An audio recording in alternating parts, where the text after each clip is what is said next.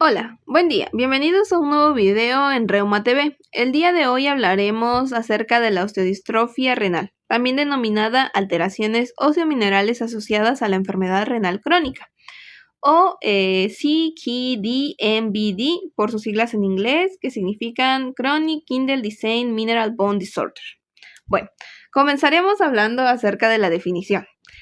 La osteodistrofia renal va a ser un conjunto de alteraciones óseas que aparecen como consecuencia de la enfermedad renal crónica o del tratamiento sustitutivo de la función renal, ya sea por diálisis, en cualquiera de sus variantes, tanto hemodiálisis o diálisis peritoneal, o el trasplante. Si bien el término osteodistrofia renal podría parecer que hace alusión a un solo tipo de enfermedad, tal y como lo menciona la definición, esta en realidad es un conjunto de alteraciones óseas y que pueden tener lugar en grado variable.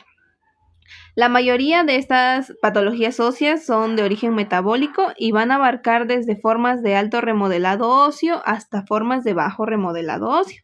Sin embargo, una característica importante a destacar es que para diferenciar qué tipo de patología se asocia, siempre se requerirá una confirmación histológica. Por ello, es que se ha creado una nueva definición y un nuevo sistema de clasificación para referirse a este tipo de alteraciones del metabolismo óseo que suelen presentar los pacientes con enfermedad renal crónica. De ahí el otro nombre que mencionamos anteriormente, alteraciones osteominerales asociadas a la enfermedad renal. Este se cree, que es un poco más completo, puesto que se refiere indistintamente a las alteraciones bioquímicas, esqueléticas y a las calcificaciones extraesqueléticas que ocurren como consecuencia de la enfermedad renal crónica. Es decir, que incluye anomalías séricas tanto en el calcio, fósforo, PTH o vitamina D, y así también las alteraciones del remodelado, la mineralización, volumen y o fragilidad ósea. Bueno, hablando de la fisiopatología, es importante dedicar un momento a hablar acerca de la enfermedad renal crónica. La enfermedad renal crónica comúnmente se define como una disminución de la función renal, ya sea expresada por un filtrado glomerular o un aclaramiento de creatinina menor a 60 mililitros minutos sobre 1.73 metros cuadrados. Sin embargo, esta enfermedad renal crónica va a tener algunas subclasificaciones. Por ejemplo, valores de entre 30 y 59 mililitros minuto hacen referencia a un estadio 3, mientras que valores entre 15 y 29 mililitros hacen referencia a un estadio 4, y valores menores de 15 mililitros minuto se pueden traducir como un estadio 5, o también denominado insuficiencia renal crónica terminal, el cual es un término que también se utiliza para iniciar lo que es la terapia de sustitución renal o mayormente conocida como diálisis. Bueno, ¿esto por qué es importante? ¿Por qué es importante hablar de esto? Porque la mayoría de las alteraciones osteometabólicas que se asocian o que se engloban dentro de la osteodistrofia renal van a estar asociadas o son proporcionales al daño renal que presente el paciente. Bueno, ya hablando propiamente de la fisiopatología de esta enfermedad, como se mencionó, una disminución de la tasa de filtrado glomerular menor a 60 mililitros minuto va a condicionar alteraciones minerales a nivel del filtrado glomerular, comenzando por una retención excesiva de fosfato o a nivel sérico, lo cual va a aumentar sus valores. Esto, a su vez, también se va a asociar con un déficit de vitamina D. ¿Por qué? Porque en el riñón en el cual la vitamina D se convierte en su forma activa, que en este caso es la 1,25-dihidroxivitamina D. Sin embargo, al haber daño a nivel renal va a haber una deficiencia de la hidroxilación renal necesaria para generar la forma activa de esta vitamina. Esto, por tanto, va a condicionar una reducción en la absorción de calcio a nivel intestinal. Otro factor asociado a la retención de fosfato es una secreción excesiva del factor de crecimiento de fibroblastos 23 producido por los osteocitos, lo cual de manera adicional va a contribuir a una disminución de la 1,25-dihidroxivitamina D. Por tanto, el déficit de vitamina D, aunado a la reducción de absorción de calcio más la retención de fosfato, va a condicionar un aumento de la PTH. Esto se incrementa aún más porque la vitamina D de manera fisiológica se encarga de inhibir a la PTH. Sin embargo, al haber una deficiencia de esta, pues se va a eliminar esa inhibición de la PTH. En sí mismo, este déficit de vitamina D puede verse aumentado debido a la falta de ingesta o la falta de exposición solar que de manera común está presente entre las personas. También cabe destacar que a nivel de la glándula paratiroidea va a haber dos receptores muy importantes, que es el receptor de calcio y el receptor de vitamina D. Estos de manera fisiológica se encargan de regular la producción de sus hormonas, de las mismas que regulan, pero también de regular el tamaño de lo que es la glándula paratiroides. Sin embargo, al haber una estimulación crónica de secreción de PTH, esto va a condicionar una hiperplasia paratiroidea, lo cual se va a asociar a una disminución de la densidad de estos dos receptores, tanto el de calcio como el de vitamina D, lo cual va a conducir a una resistencia de la acción inhibitoria tanto de la vitamina D como del calcio en la síntesis de PTH. Por tanto, el déficit de calcio y vitamina D, aunado o sumado al exceso de fosfato y de PTH, va a condicionar la generación de osteodistrofia renal, lo cual podemos traducirlo más bien como un remodelado óseo excesivo, lo cual condicionará a las patologías subsecuentes. Dentro de los síntomas principales que se asocian a la osteodistrofia renal tenemos el dolor osteoarticular, la debilidad muscular, la impotencia funcional, las deformidades óseas, claramente, pruritos o picores, calcificaciones vasculares, calcificaciones extraesqueléticas y fragilidad ósea y fracturas patológicas. Como se mencionó al inicio en la definición, el estudio histológico del hueso es el único que proporciona información fiable y que permite conocer en detalle el tipo de alteración ósea del cual estamos tratando. Y por tanto, se ha considerado o se ha denominado como el patrón de oro o el gol estándar para el diagnóstico de esta enfermedad. Sin embargo, por sus cualidades invasivas, no se realiza con mucha frecuencia. Sin embargo, en base a estos hallazgos histológicos, se ha propuesto una clasificación que distingue o cataloga las patologías en dos tipos, de alto remodelado y de bajo remodelado. Dentro de las de alto remodelado, podemos mencionar a la osteoitis fibrosa quística, la cual va a ser una enfermedad ósea producida por una elevación de la secreción de PTH asociada a hipocalcemia e hiperfosfatemia. Esta es poco frecuente y en los últimos años, se ha descrito una disminución de esta, y la cual se ha atribuido a varios factores como el uso precoz de fármacos dirigidos al tratamiento del hiperparatiroidismo secundario y al envejecimiento de la población en tratamiento sustitutivo renal. Dentro de las formas de bajo remodelado óseo destacan dos: la osteomalacia, de la cual ya hablamos en videos anteriores, y la enfermedad ósea adinámica. Profundizando un poco más en estas patologías, la osteomalacia se asocia con un defecto de la mineralización ósea, pero su incidencia es variable y en los últimos años también ha disminuido mucho.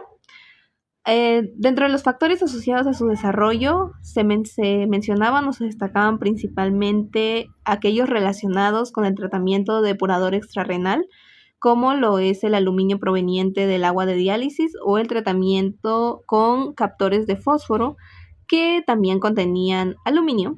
Sin embargo, actualmente el tratamiento adecuado del agua de diálisis y la utilización de captores de fósforo que no contienen aluminio ha permitido prácticamente la desaparición de esta entidad, y actualmente su desarrollo se asocia más frecuentemente a hipofosfatemia prolongada o a acidosis. Por el contrario, la enfermedad ósea adinámica suele ser la forma más frecuente de osteodistrofia renal y originalmente también se relacionaba con una intoxicación alumínica. Actualmente se presenta entre el 40 y el 60% de los pacientes, principalmente en aquellos con edad avanzada o diabéticos. Esto se va a caracterizar por un bajo remodelado óseo con escasa actividad celular, pero sin defectos de la mineralización asociados y con una masa ósea baja. Es decir, se trata de un hueso relativamente resistente a la captación de calcio, por ello existe un aumento en el riesgo de presentar calcificaciones extraóseas y comúnmente se ha sugerido que el uso abusivo de los análogos de la vitamina D puede favorecer su aparición. También es importante destacar que existen formas mixtas, dentro de las cuales podemos incluir a la osteodistrofia urémica mixta, la cual es más bien una patología en la que coexisten tanto las manifestaciones propias de la osteitis fibrosa quística como la mineralización anormal típica de la osteomalacia. Las formas mixtas también se tratan comúnmente con el mismo tratamiento de un hiperparatiroidismo secundario. Como lo mencioné, la característica invasiva del estudio histopatológico condiciona que no se use con mucha frecuencia y por tanto se han establecido otros parámetros para llevar a cabo el diagnóstico de estas patologías. Dentro de ellos destacan los parámetros bioquímicos y las técnicas de imagen. En cuanto a los parámetros bioquímicos, valores séricos de calcio y fósforo suelen tener poca capacidad predictiva en la enfermedad ósea subyacente. Sin embargo, sí es recomendable su determinación periódica, la cual puede variar desde 1 a cada 12 meses según el estadio de la enfermedad renal, para la valoración terapéutica de los pacientes. Se recomienda tener concentraciones séricas de calcio de entre 8.4 a 9.5 miligramos sobre decilitro y de fósforo de entre 2.5 a 4.5 miligramos sobre decilitro, independientemente del estadio de la enfermedad. Y otro valor importante que debemos estudiar son los valores séricos de PTH, los cuales, junto con la determinación del calcio y el fósforo, son el mejor parámetro bioquímico que se correlaciona con las lesiones histopatológicas en el hiperparatiroidismo secundario, y asimismo se considera el mejor marcador del cual se dispone para valorar a la enfermedad ósea subyacente. Por tanto, concentraciones mayores de 450 a 500 picogramos sobre mililitro se asocian comúnmente a enfermedades de alto remodelado óseo, mientras que valores menores de 100 a 120 picogramos sobre mililitro tienden a asociarse más con un bajo remodelado óseo, esto con un valor predictivo aproximado del 90%. También es aconsejable la medición de valores séricos de la vitamina D, específicamente de la 25-hidroxivitamina D, en la cual, más que servir como un valor diagnóstico, permite tratar sus deficiencias. Se recomienda tener valores mayores a 30 nanogramos sobre mililitro. Finalmente, otro de los valores que podrían considerarse importantes es la concentración del factor de crecimiento de fibroblastos 23. Sin embargo, si bien es importante porque es un importante mediador en el hiperparatiroidismo secundario, y más bien no tiene un valor diagnóstico, sino más bien se ha asociado con la supervivencia de los pacientes con enfermedad renal crónica. Sin embargo, no se recomienda o no se ha aprobado su uso rutinario en el ámbito clínico. En lo que refiere a las técnicas de imagen, el estudio radiológico va a ser el que resulte mayormente útil, debido a que nos va a servir para detectar la presencia de calcificaciones vasculares, imágenes sugestivas de amiloidosis, fracturas vertebrales o imágenes sugestivas de hiperparatiroidismo secundario. Por ejemplo, hallazgos como una resorción superióstica en la cara radial de las falanges suele ser uno de los signos radiológicos más característicos y precoces del hiperparatiroidismo secundario. Este hallazgo va a indicar un aumento de la actividad de los osteoclastos a lo largo de la superficie perióstica del hueso, lo cual lleva a reabsorción ósea, y esta reabsorción va a erosionar la cortical ósea desde el interior, dándole un aspecto irregular, a menudo descrito como un encaje o deshilachado en las radiografías. Otro hallazgo importante es la acrosteólisis, la cual es más que nada una erosión en las falanges distales, especialmente en las manos, y que puede causar que los dedos tengan pues un aspecto cónico, característico. Otro hallazgo importante que se debe mencionar es el de las vértebras en jersey de rugby. Este es un signo radiológico asociado más a una enfermedad renal crónica avanzada, no a un tipo vertebral real como tal, sino más bien asociada a la enfermedad renal crónica. Y tiende a producirse comúnmente en el hiperparatiroidismo secundario. Este provoca que las placas terminales de las vértebras muestren una apariencia de rayas blancas alternas, de ahí el por qué se asocia con una camiseta de rugby, como la que se muestra en el ejemplo. Y finalmente, el cráneo en sal y pimienta, el cual se va a definir como múltiples y pequeñas radioluminiscencias bien definidas en la calvaria, y estas se van a deber a una resorción del hueso trabecular en el hiperparatiroidismo. Y finalmente es importante mencionar a las líneas de Lusser-Mickman, que si bien no se asocian específicamente al hiperparatiroidismo secundario, sí se asocian a la osteomalacia en sí, y son bandas radiotransparentes que tienden a verse oscuras en las radiografías y que aparecen de forma perpendicular a la cortical de lo que es el hueso, es decir, pues en la capa más externa del hueso. Se suelen ver como líneas finas o pseudofracturas que atraviesan pues el hueso en sí.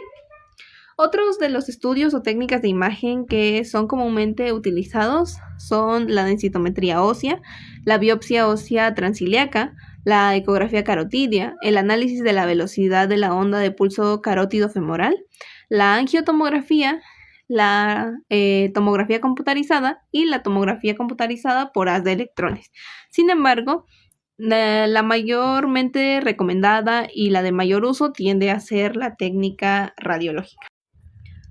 Finalmente, en lo que refiere al tratamiento, este es un proceso complejo y va a depender de múltiples factores, empezando por el estadio de la enfermedad renal crónica, pero también el tipo de alteración ociometabólica con el cual estemos tratando.